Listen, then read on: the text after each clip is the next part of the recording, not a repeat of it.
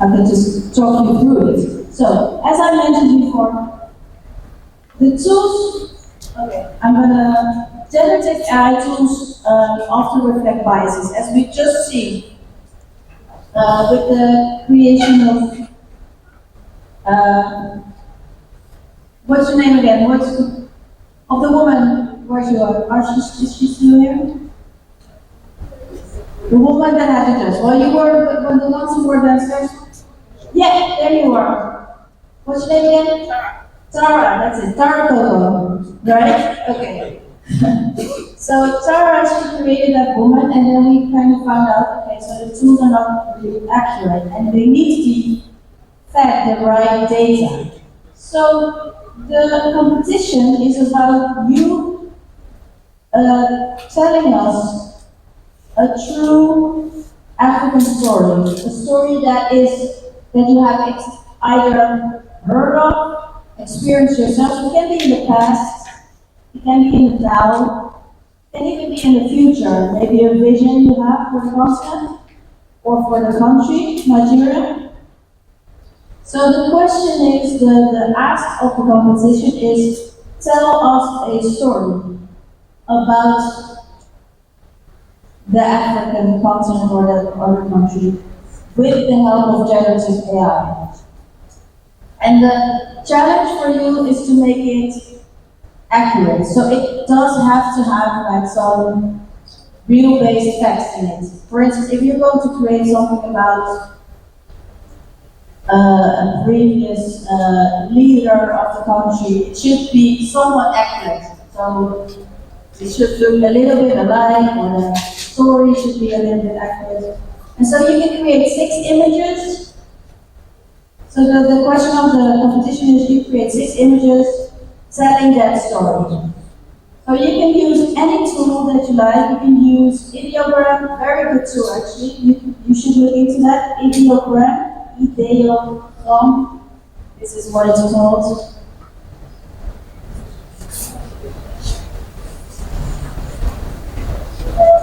Ideogram.ai. I believe it's also free for the first few tries, so I would definitely advise you to get into that. Or Midjourney, or Hyper, or Pimento. Or no, Pimento is, we're going to discuss later, because that's a little bit of a different tool. But you can use or Bing, or anything that you've already tried. ChatGPT, DALL-E, I would not do that, because you will never win if you do that, because DALL-E, not very good. It's not your fault. It's a ChatGPT that OpenAI's fault, but I wouldn't use that tool. So, that was a little bit about the competition. So if you're interested in joining and winning, then you can register until tomorrow midnight. Or you can enter your, submit your entry until tomorrow midnight. So on Friday it's closed, and on Friday you're going to judge of that queen or leader. And you can do it for a product, for a person, and for a style. So if you're going to build your own model, you press here. I'm going to go back and show you again. So we're now on Pimento. Pimento, like I told you, is a tool specifically made for Lure trade. Specifically made for Lure. I think that there's some batteries that. You have another batteries.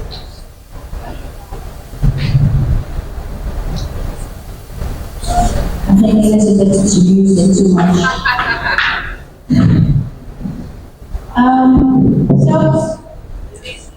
And it's interesting because so you build your own model, when you build your own model, it's Pimento.design, by the way, not .ai.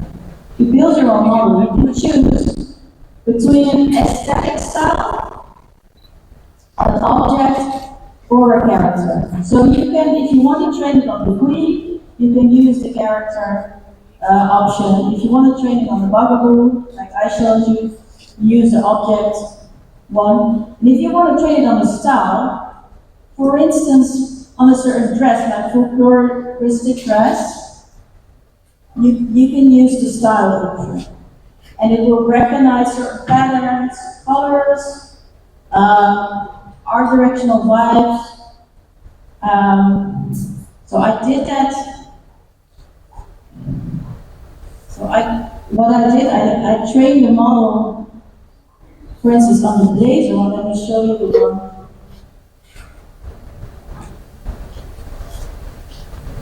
Let me see if I can find it. Yes. So this one, for this one, what we did, we trained the model on the blazer, and we trained the model on the style. And then we used, actually not Pimento because we cannot combine two LoRa's as of yet, within a few weeks. We use another tool called Let's AI, also just got one for that. And we combine the style LoRa with the product LoRa. So the style was trained on stormy images. I'm going to show you the style.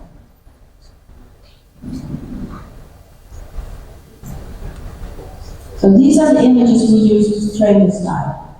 One can be dramatic and very stormy and dangerous a bit. And then we train the LoRa on the laser, and we use these images. So what I did, what happened was that I had, often you have to train a model, and you don't have very much training data, not very great training data. The problem with this data set is that it is not very diverse. So you have some images on a dressing mannequin, and you have some images shot with the same mannequin, like the same model in a photo shoot. But it's like two different kinds of styles. It's very limited.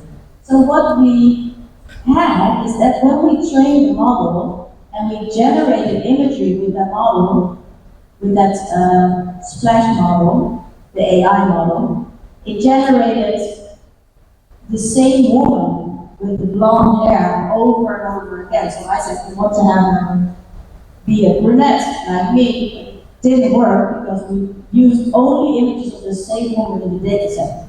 So, and it was very limited. So what we then did is we created a few images. We created a few images with the model that we had. So that's the ones here. Those are the ones that were generated.